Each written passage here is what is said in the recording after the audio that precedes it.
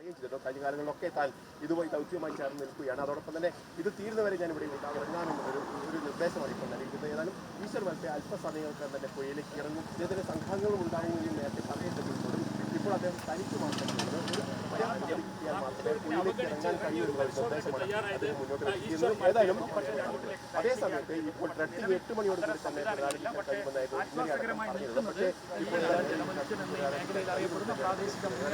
ഇന്നലെ ഈ വാഹനത്തിന്റെ നമ്മൾ കാണുന്നത് മാൽപ്പെ അല്പസമയത്തിനകം ഗംഗാവലി പുഴയിലേക്ക് ഇറങ്ങും. അനുമതി ലഭിച്ചു കഴിഞ്ഞിട്ടുണ്ട്.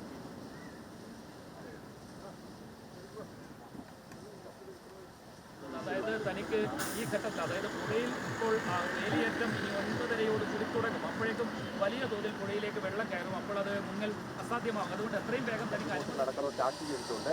ഈ ടാക്സി പ്രവർത്തിച്ച് തുടങ്ങുകയും ചെയ്തിട്ടുണ്ട്. ഏതാണ്ട് അല്പസമയം കൊണ്ട് തന്നെ തെരച്ചിൽ പുനരാരംഭിക്കുന്നു എന്ന് തന്നെയാണ് ഇന്നലെ പറഞ്ഞത്. 8 മണിക്കായിരുന്നു. ഇപ്പോൾ നമുക്ക് കാണാൻ കഴിയും മാൽപ്പെ അദ്ദേഹം പുഴയിലേക്ക്, അതായത് വലിയ അനിശ്ചിതത്വത്തിനൊടുവിൽ അദ്ദേഹം വാഗ്വാദം തന്നെ നടത്തേണ്ടി വന്നു. ഒരു മനുഷ്യജീവൻ രക്ഷിക്കാൻ സ്വമേധയായി വന്ന ഒരു വ്യക്തിയാണ്. അദ്ദേഹത്തിന് ജില്ലാ ഭരണകൂടവുമായി ഒരു വാഗ്വാദം നടത്തിയതിനു ശേഷം പുഴയുടെ അടിത്തട്ടിലേക്ക് പോവുകയാണ്.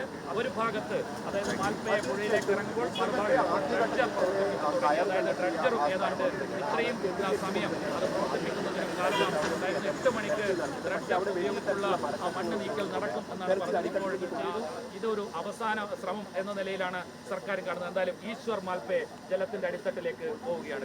പോയി കഴിഞ്ഞു.